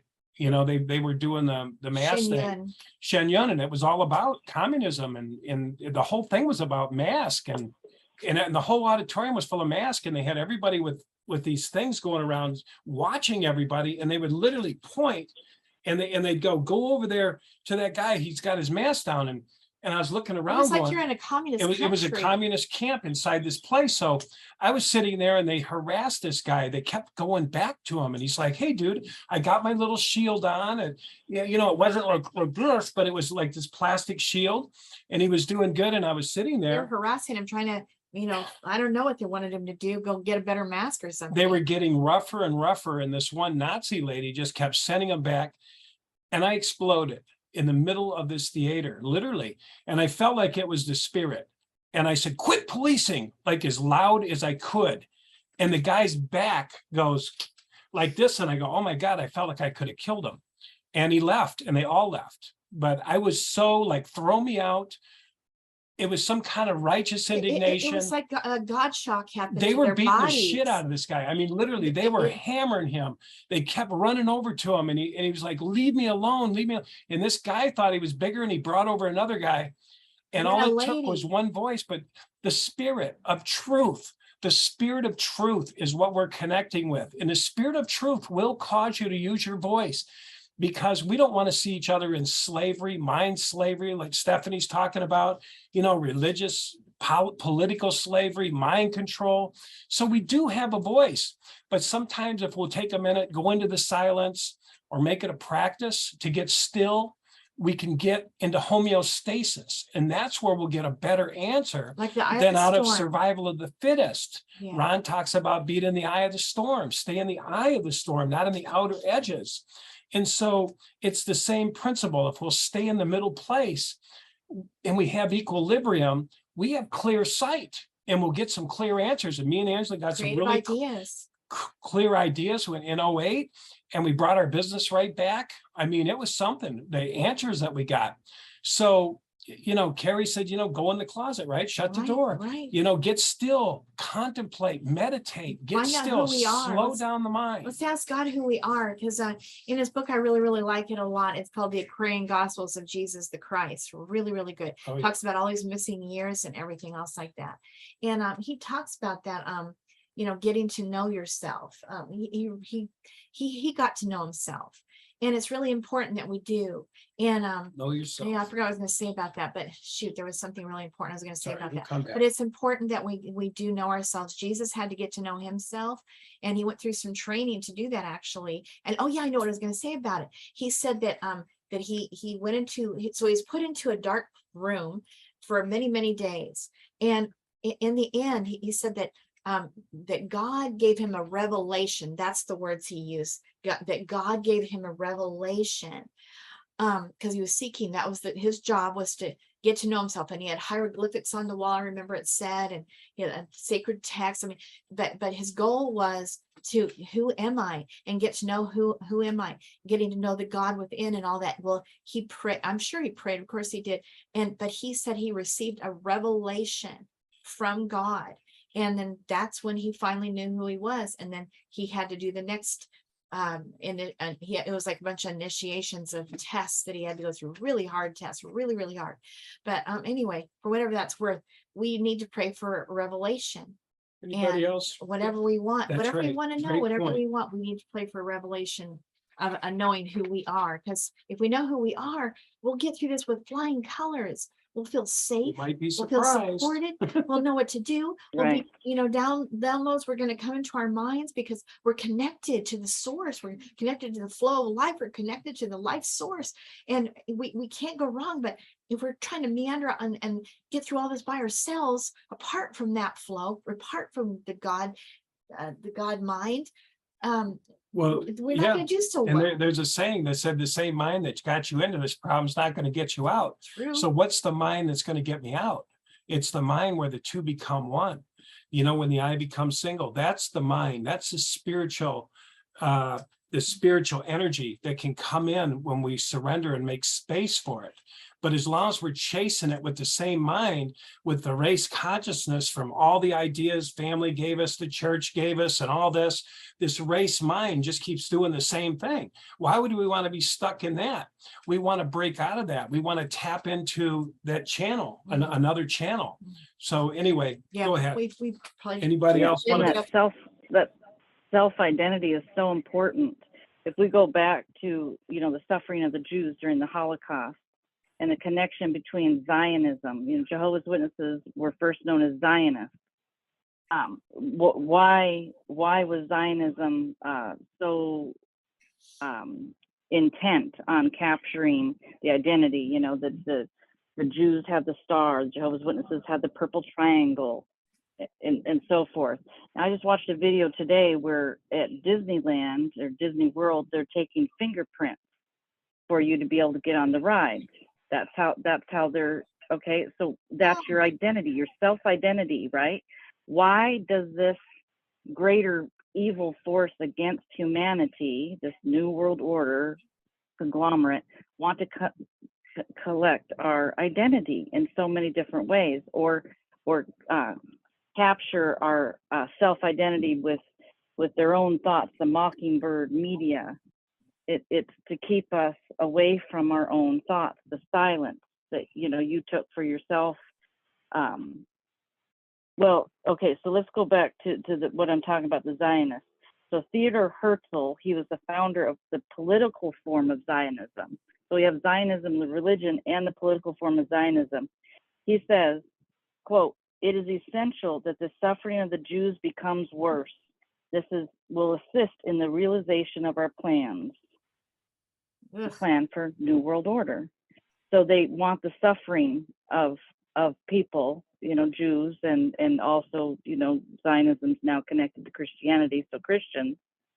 And that's just my final thought. So, we must know the enemy to Yes, also know, to be able to capture, and to stay in contact with who we are, that's a away great point. from that enemy, whether it be the media, that political side of Zionism or the greater force, or whether it be Christianity or religion, whatever it is that's trying to control us is the enemy. That's Yeah, I right. agree with I that so agree. much. Keep us from knowing ourselves. That's right. We must get to know ourselves. Go within, go within, go within. Thank you, Stephanie. Thank you, That's great. Steph. Otherwise, we are in a concentration camp. Yeah, no kidding. Yes. Anybody else final thoughts? We're gonna close her up. We don't want to be rude. I just say thank you. I had enjoyed myself. I came in late, but I really enjoyed listening to everybody. Well, thank you, Carrie Kay. You were wonderful. Thank you. Thank you for sharing. Yes, thank you. We're all learning together. So did I. Thank you for having me. Thank Yeah, you thank so you, Linda. much, We always Linda. We love appreciate you. having you. You're the best, just the Thank you. best. We Thank love you. all of you. Ron, you are wonderful. Love all your words. Stephanie, fantastic. You guys are all so awesome. You're going to make a difference in the world because this is going to go out to the world. You still there, Ron? Yep. So, all right. Thank you. Thank you, everybody. We love you. Yeah, I'm here. Thank you so much, guys. Thank you. Wonderful thoughts. Thank you. All right. All right. Right. We'll put it up All on right. YouTube Yes, after we a little will. bit. Yep. And thank you guys all. That was Thank really you, great. everybody. It's good to Okay. share with each other. God bless We're y'all. learning. We're all learning. Bye-bye. All Bye-bye. right. Bye, everybody. Bye. Bye. Thank you, Ron. Bye. Bye-bye. Oh. There we go. Stop.